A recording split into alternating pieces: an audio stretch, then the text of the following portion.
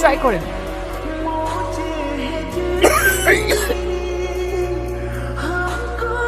আমার তো খুব ভালো লাগছে এই জায়গা। কোথায় তুমি? আব্বু আমি তো ওয়াশরুমে। আচ্ছা ঠিক আছে। ধন্যবাদ বিপদ থেকে বাঁচানোর জন্য।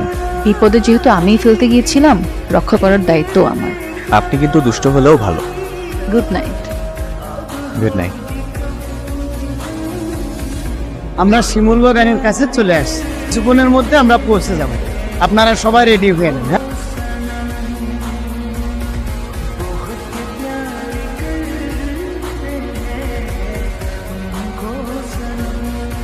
তোমাকে আমার ভালো লাগে। কেন ভালো লাগে আমি জানি না। আমি চাই তোমাকে আমার ভালো লাগে, কারণে অকারণে ভালো লাগে। একটু মিষ্টিমুখ করা যায়? এখানে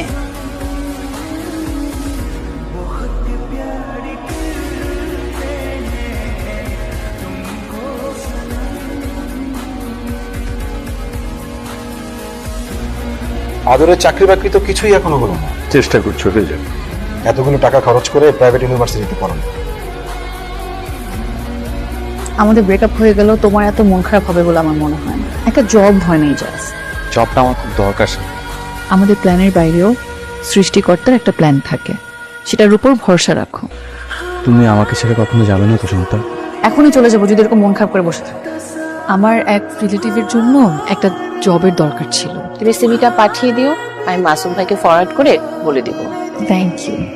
আপনার কথা আমাকে আফসানা বলেছে, আর আপনার সিভিও দেখলাম। আমরা তো আপনার রিলেটিভ, রাইট? যে মানে হ্যালো, ইন্টারভিউ কেমন হলো? তুমি ওনাকে কেন বলছো আমি তোমার রিলেটিভ? তো কি বলবো? নাকি তোমার বয়ফ্রেন্ড বেকার এটা মানুষ জেনে যাবে এই ভয়ে বলো নাই? আমার এখন কথা বলতে ভালো লাগছে না, রাখি।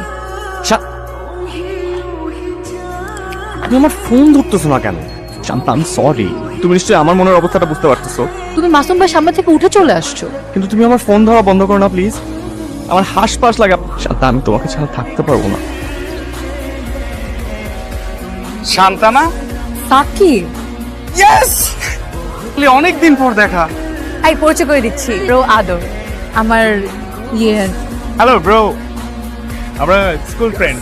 আপনি এখন কি করছেন? এখন কিছু করছি না। এখন কি বসে থাকার সময়? আসলে ঠিকঠাক জব পাচ্ছে না। আমার একটা ছোট কোম্পানি আছে, আমি কাজ করার লোক খুঁজে পাচ্ছি না, আর আপনি চাকরি পাচ্ছেন না। সব কিছু তো নেগেটিভ নাও কেন তুমি?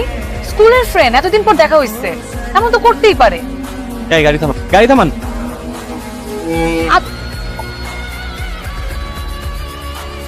আমার মনে হচ্ছে